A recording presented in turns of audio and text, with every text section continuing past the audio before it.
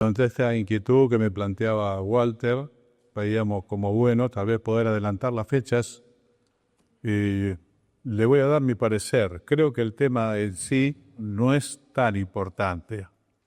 El problema que sí es importante es lo que esto genera y generó a través de los años. La cristiandad, desde el año más o menos 1600 en que este tema salió a la luz, se ha venido dividiendo entre calvinistas y arminianistas, que son dos corrientes de pensamiento opuestas. El calvinismo sostiene que Dios elige soberanamente a la persona y la persona no tiene otra opción que recibir aquello para lo cual Dios lo ha predestinado, es una palabra que vamos a leer, elegido, ordenado, escogido, son todas palabras similares, no iguales.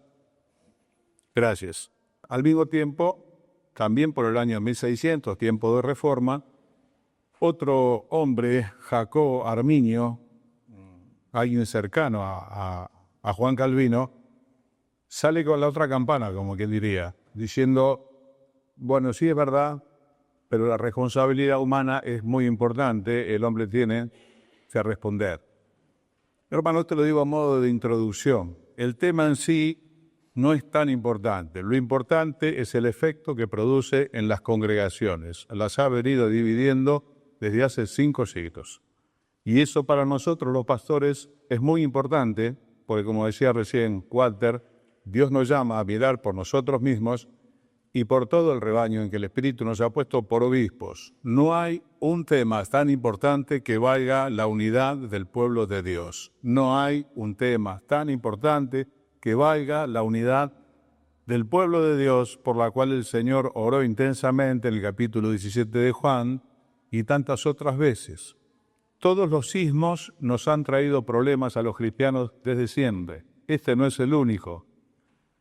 También pasó en el primer siglo el judaísmo, y el judaísmo asoló las iglesias, especialmente Galacia, donde decía, es verdad, Jesucristo es el Salvador, pero hay que guardar también la ley de Moisés, hay que observar el día sábado, el rito de la circuncisión, y otras tantas cosas más, con sus razones. Cada ismo tiene sus razones, sus pasajes bíblicos y sus argumentos. ¿Qué fue lo que generó? Generó división en el pueblo de Dios, de tal modo que genera en el corazón de Dios, transmite al corazón de Pablo la carta a los Gálatas, donde dice, entre otras cosas, Pablo, ojalá se mutilasen aquellos que os perturban.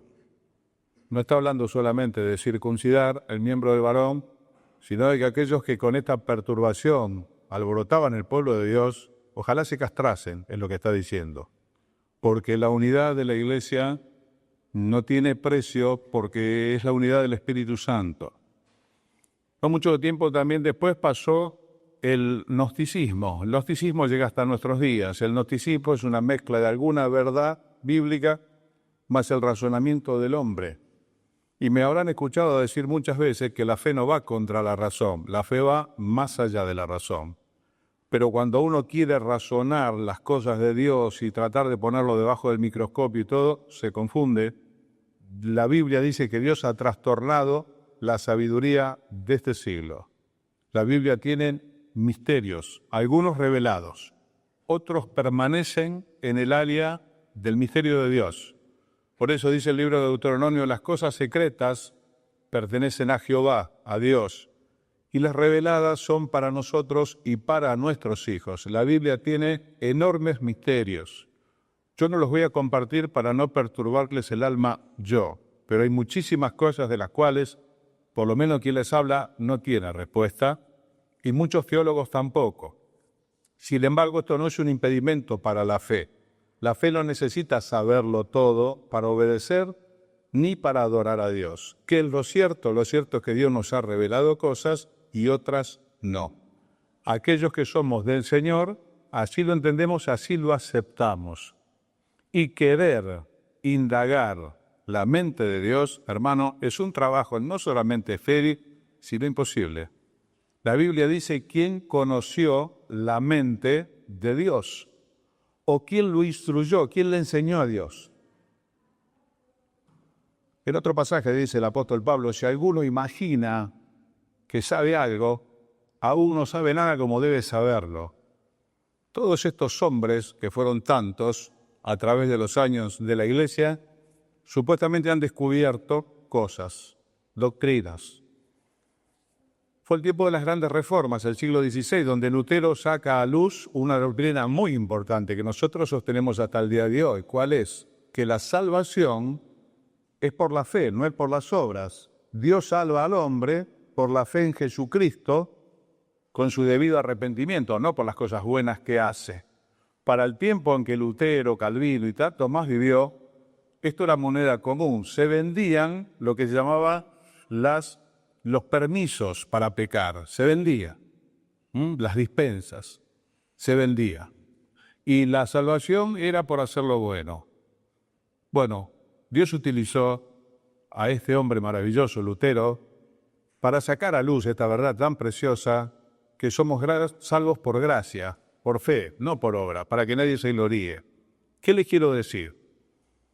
Han sido tiempos de gran oscuridad, los que vivió Lutero, Calvino, Arminio, tantos más. Son muchos los nombres. En los Países Bajos, en Suiza, en Holanda, en Alemania, a la vez que en Inglaterra, en Europa, un gran mover de Dios estaba desempolvando verdades muy viejas. Ahora, no significa que estos hombres, con la bendición de haber sido utilizados por Dios, conocían todas las cosas. En el caso de un hombre como Lutero, al cual olvidamos casi todos, directamente desconocían los hechos tocantes a la segunda venida del Señor.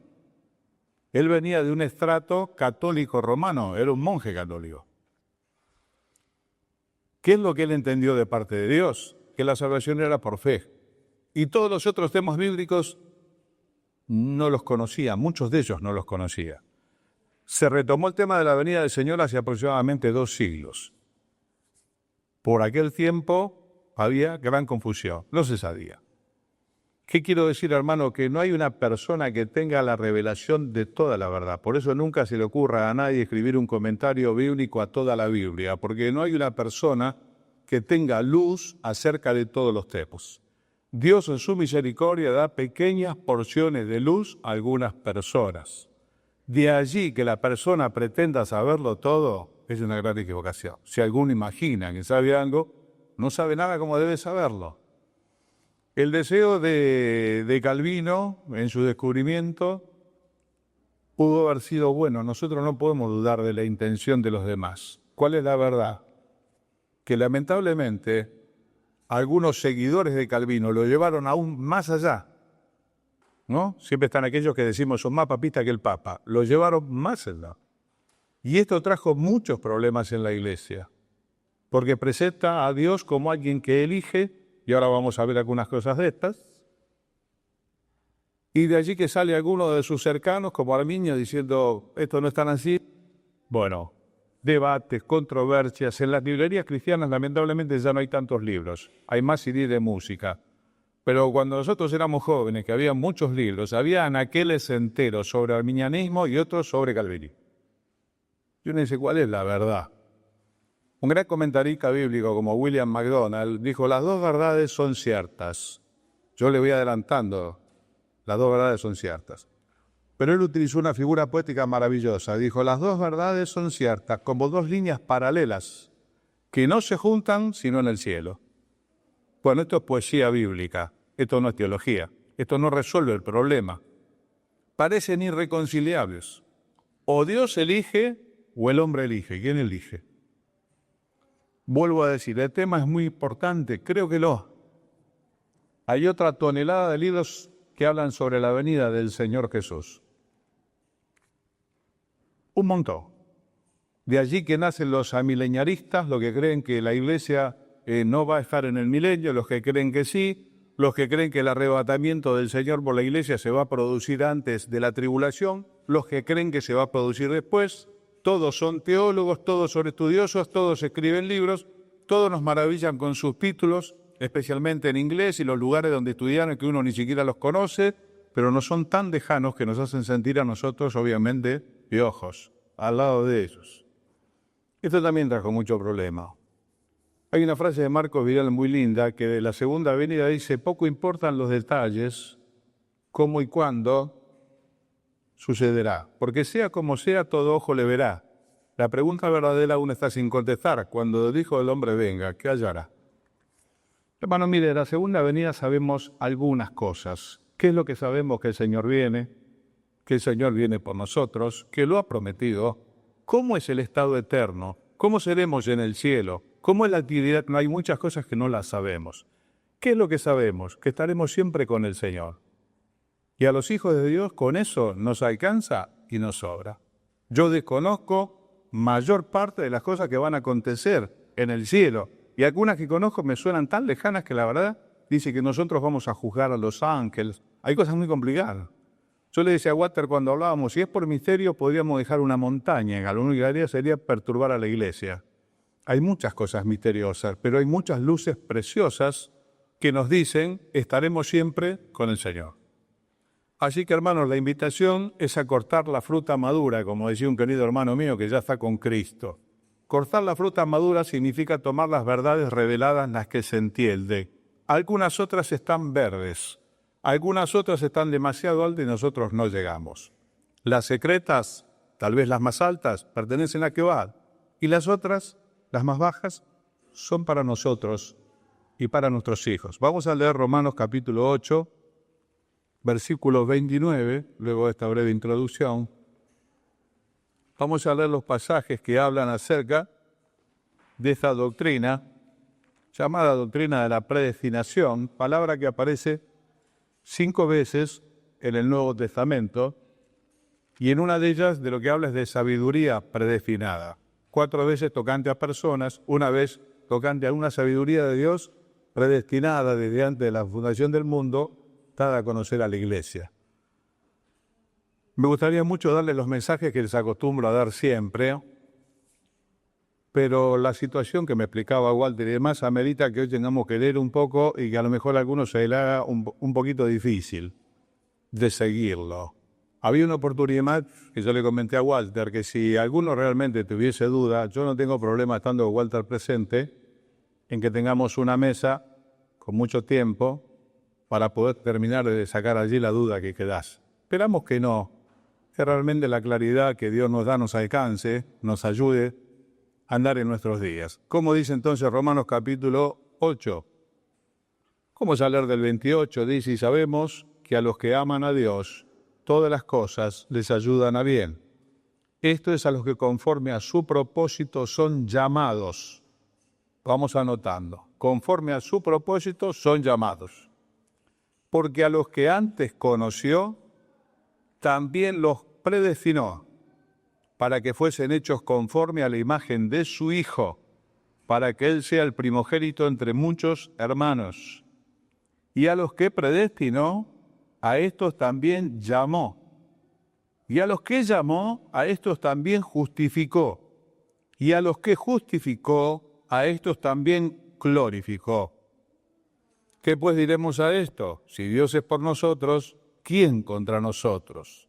El que no escatimó ni a su propio Hijo, sino que lo entregó por todos nosotros, ¿cómo no nos dará también con Él todas las cosas? ¿Quién acusará a los escogidos de Dios? Dios es el que justifica. ¿Quién es el que condenará? Cristo es el que murió, más aún, el que también resucitó, el que además está a la diestra de Dios, el que también intercede por nosotros. Hasta aquí con la lectura de Romanos. Conoció, llamó, predestinó, todo un proceso que nace en el corazón de Dios. La salvación es de Jehová, dice la Biblia. Es un plan de Dios maravilloso que nos alcanzó a nosotros. Nació en el corazón de Dios, no nació en el corazón del hombre. La salvación nace en el corazón de Dios. Por lo tanto, dice la Biblia en más de una ocasión, la salvación es de Jehová. Es un proyecto de Dios hacia los hombres, unilateral. Nace del corazón de Dios y los hombres lo recibimos. Otra lectura en Hechos capítulo 13, verso 48. Acá aparece otra palabra, también es similar. 13:48 de los Hechos. Dice, los gentiles, oyendo esto, la predicación del Evangelio, se regocijaron y glorificaban la palabra del Señor, y creyeron todos los que estaban ordenados para vida eterna. Creyeron todos los que estaban ordenados para vida eterna. En una ocasión escuché un comentario en un libro, leí un comentario en un libro, donde decía, ¿por qué de los dos ladrones uno se fue salvado y el otro no? Porque uno, luego de maldecir al Señor junto con el otro, se arrepintió. Y el escritor decía sencillamente porque uno estaba ordenado para la vida eterna y el otro no. Y ahí pasó a otro tema. Se lo voy dejando para ir pensando. Creyeron todos los que estaban ordenados para la vida eterna, lo dice la Biblia. Ordenados en el original significa preparados hacia, como quien hace una fila. ¿Vieron que dice, bueno, hagan la fila? Es como que hicieron la fila, están preparados hacia la salvación. El texto dice que creyeron todos ellos. Vamos al tercer pasaje, son los más significativos.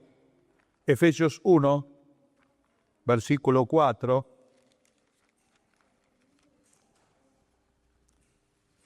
Efesios 1, versículo 4. Leemos desde el 3, así comprendemos mejor.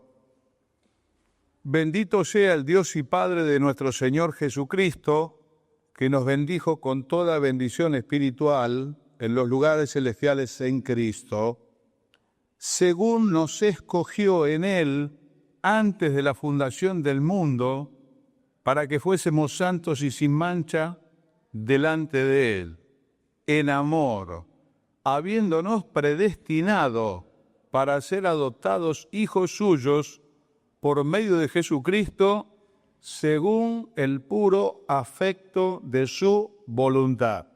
Vuelvo a decir, es un plan que nace en el corazón de Dios, salvar a los hombres.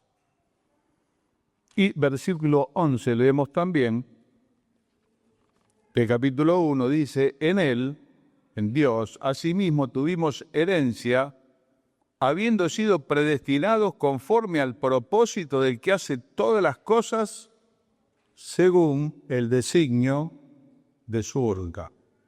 Hermano, con estos pasajes nosotros podríamos decir que tenemos una doctrina.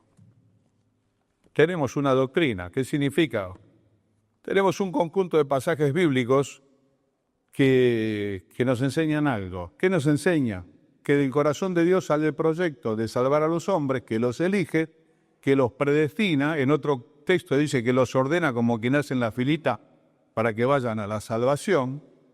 Y esto es lo que entiende Calvino en sus días, Juan Calvino. Por lo tanto, saca a luz esta doctrina de la elección soberana de Dios. Algunos, que decíamos recién, más papistas que el Papa, se transformaron en hipercalvinistas. ¿Y qué es lo que dice el hipercalvinista? Dice más que Calvino, obviamente. Llega a decir que el hombre, el ser humano, es una marioneta y otros directamente dicen que es un cadáver. Un cadáver no tiene absolutamente ninguna posibilidad. Uno dice, ¿de dónde sacan esta idea? Bueno, la Biblia dice que estábamos muertos en nuestros delitos y pecados. El hombre espiritualmente, sin Dios en su vida, está muerto. No significa que el corazón no le late, significa que está separado de Dios. Siempre entendamos que en la Biblia, la mayoría de las veces que se habla de muerte espiritual, se habla de separación. No dice que el hombre no respira.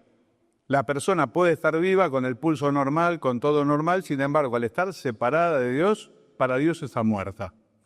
Y los muertos no pueden hacer nada por sí mismos. De todas este tipo de cosas, los hipercalvinistas dicen la elección es totalmente de Dios y el hombre es una marioneta, el hombre es un cadáver. Yo quiero ir recordando de paso, hermano, algunas cosas que cuando Dios hizo al hombre, lo hizo a su imagen, conforme a su semejanza, y no estaba en el designio de Dios hacer una marioneta. Hizo un hombre con la capacidad de elegir, como vamos a ver después también, pues tenemos que tratar de mirar todas las verdades y ver si se encuentran estas verdades o son dos líneas paralelas, como dice este comentarista tan famoso y tan provechoso, yo lo recomiendo, muy bueno, que es McDonald's, los vamos a acordar por las papas fritas.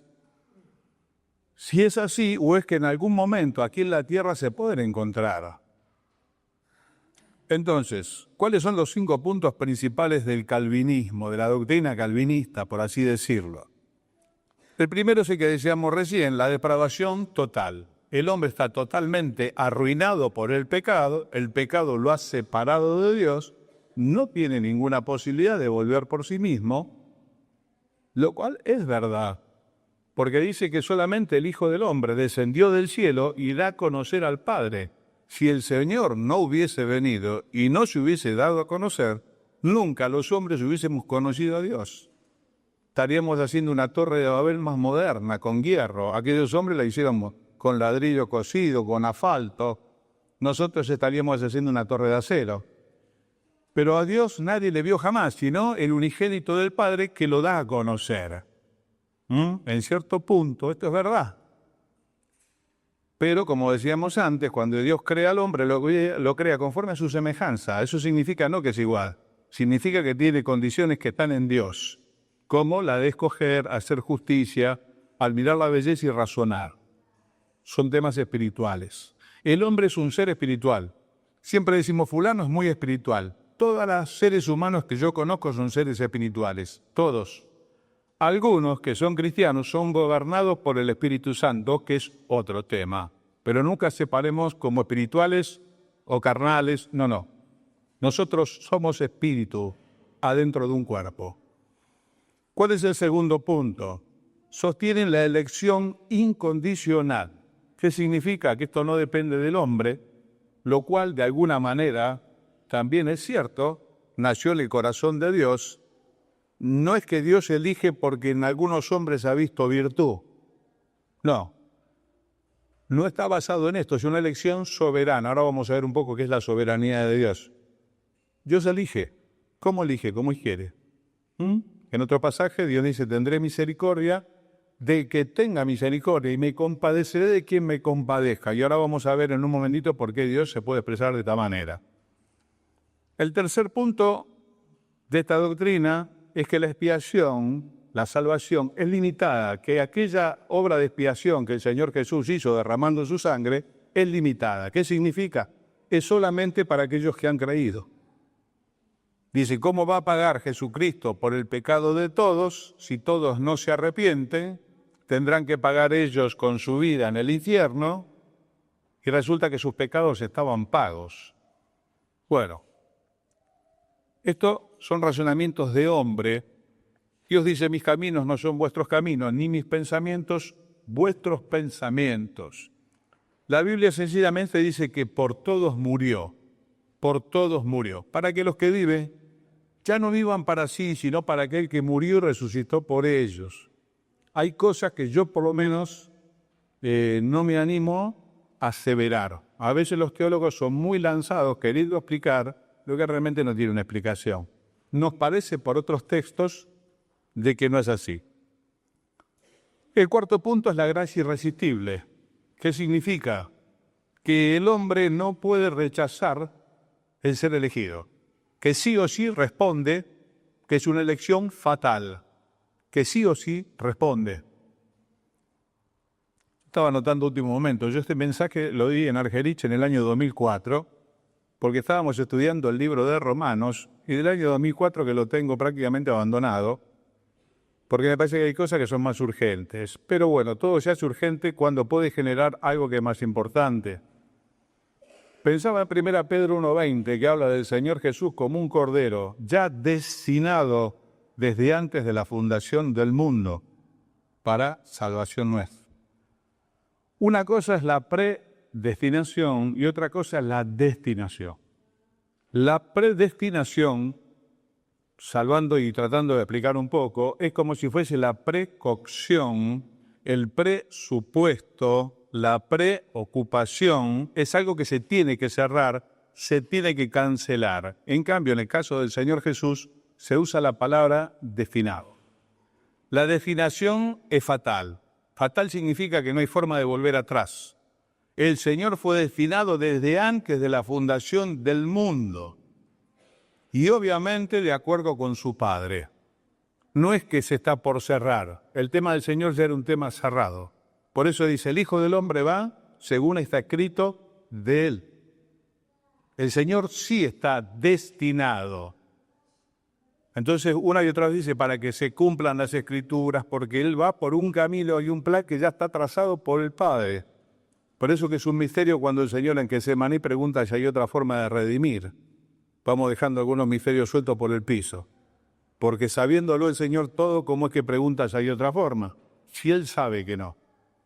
Dice, yo vengo según está escrito en el rollo acerca de mí, porque el hacer tu voluntad, Dios mío, me ha agradado. Predestinación y destinación, dos cosas distintas. La predestinación no es fatal, la destinación sí. Para el Señor sí, Él no tiene opción. Bueno, lo último que sostiene la doctrina calvinista o hipercalvinista es la perseverancia de los creyentes en el camino. Por lo tanto, muchos de ellos sostienen que aquellos que se apartan es porque realmente no son del Señor, que no puede haber creyentes apartados, que si realmente somos del Señor, nunca nos apartaremos. Y si nos hemos apartado y hemos vuelto al camino, será que nos hemos convertido en esa ocasión. Todo este tipo de cosas es entrar en un terreno que a los seres humanos nos es vedado, como es el corazón del hombre. No podemos discernir las intenciones del corazón de los demás. Dice el Señor, conoce el Señor a los que son suyos. Solamente yo podré dudar de mi salvación, hermano, yo no puedo dudar de la suya. De eso se tiene que ocupar usted. No podemos andar viendo y examinando si están en la fe. ¿Cómo dice en el texto? Examinaos a vosotros mismos si estáis en la fe. A no ser que estén reprobados, que realmente no sean del Señor, pero todo buen cristiano se debiera examinar a ver si las señales de la vida de Dios están en él. Pero no andar examinando a los hermanos, no palpándolos, viendo, no es. No nos toca a nosotros. Conoce el Señor a los que son suyos. ¿Cómo nos conducimos entonces? Dijo el Señor, por sus frutos los conoceréis. De hecho, hay gente que se ha apartado y ha vuelto. Allí está Gálatas capítulo 6, versículo 1, dice, si alguno fuere sorprendido en alguna falta, bueno, no es creyente. Ya está. No, ustedes que son espirituales, restáurenlo con espíritu de mansedumbre. La palabra restaurar es volverlo a poner como estaba antes. Es un creyente que ha tropezado. Si pecamos, tenemos abogado con el Padre y Dios hace una vasija nueva y es un hecho en la vida de los hijos de Dios, que no hace falta, como yo le digo muchas veces, dejar de congregarse para estar apartado. Hay gente que está acá y a lo mejor está apartada. El corazón pasa tiempos mejores y tiempos peores.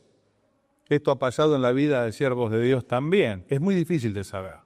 Pero bueno, estas son un poco las teorías que expresa el calvinismo. Quiero decirle esto, hermano.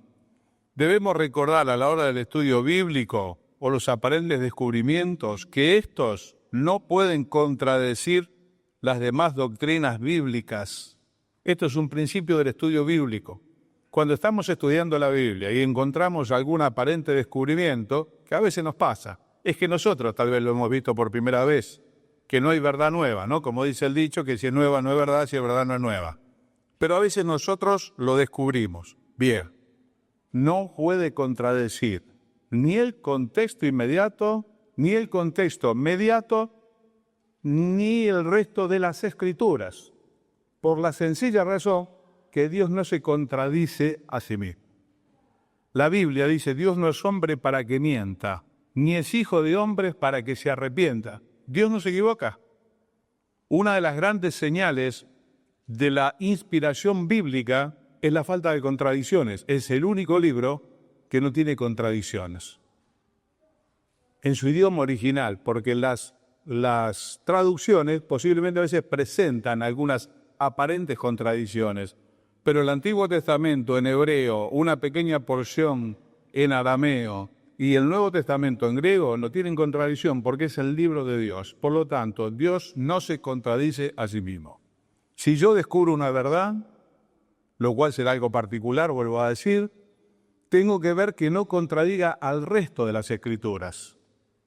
Si contradice al resto de las Escrituras, tendré que revisar el descubrimiento. Los viejos decían un texto sin su contexto es un pretexto. Un texto sin su contexto es un pretexto. hay descubrimientos que se contradicen en el mismo capítulo. Entonces tengo que volver a mirar si lo que encontré realmente es de Dios o a mí me parece, o yo quiero ver eso en la Biblia. A veces entramos a la Biblia con preconceptos. Yo quiero ver esto y estoy usando la Biblia para que avale las ideas que yo ya tengo concebidas. No es la manera de estudiar la palabra de Dios. Entonces, vamos a tener en cuenta eso. Esta doctrina tiene un problema. Es que contradice el resto de las Escrituras que afirman que por todos murió, que Dios quiere que todos los hombres sean salvos y vengan al conocimiento de la verdad, para que todo aquel que en él cree no se pierda, tenga vida eterna, que a todos los que recibieron, a los que creen en su nombre, les fue dado el ser hechos hijos de Dios. Otro principio del estudio bíblico, uno es la no contradicción y otro es que no hay palabras puestas porque sí.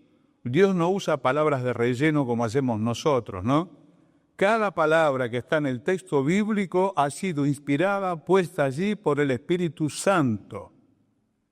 No hay palabras de más, no hay lisonja, no hay relleno. Es palabra de Dios. Toda la Escritura, dice la misma Biblia, 2 Timoteo 3:16, toda la Escritura es inspirada por Dios y es útil para corregir, para convencer al hombre, para instruirlo. Entonces, cuando la Biblia dice todo, significa exactamente todo. Dios no habla en vano. Entonces, este aparente descubrimiento del siglo XVI tiene un problema, que se está chocando con otra cantidad de textos, muchos de los cuales tomó Jacobo Arminio para armar el arminianismo, que también tuvo su super o hiperarminianismo, al punto de mostrar al hombre como el actor de todas las cosas, que decide, que elige, y a Dios como un espectador. Esto tampoco es verdad. El arminianismo, que es la otra escuela que tomó también estos pasajes bíblicos que dicen a todos y a todos, que son muchísimos, seguro de una concordancia completa, tómese el trabajo de mirar, el a todos son un montón. Pero tomó esto y también hizo una doctrina. No se puede hacer una doctrina con un conjunto de textos bíblicos, sino con toda la Biblia. Pablo dice, yo no rehusé darles todo el consejo de Dios. No es que a mí me gusta la idea de la elección y me voy a buscar los pasajes que lo sostienen, o me gusta la idea de la responsabilidad del hombre y de allí voy a armar una doctrina y le voy a poner mi nombre, que en síntesis fue lo que pasó, tanto en el caso de Calvino como en el caso de Arminio, donde Dios queda como un espectador haciendo una oferta y pensando aún que como depende tanto del hombre, la salvación se pierde. Hay muchos hermanos cristianos evangélicos que creen que la salvación se pierde. Tienen una fuerte tendencia arminianista, porque el arminiano cree que es tan grande el papel del hombre en el rol de la salvación que si él no la sostiene todo el tiempo, la pierde. Y muchos citan las Escrituras, obviamente, porque aún el diablo cita las Escrituras cuando quiere confundir a alguien. Y la conoce mejor que muchos de nosotros.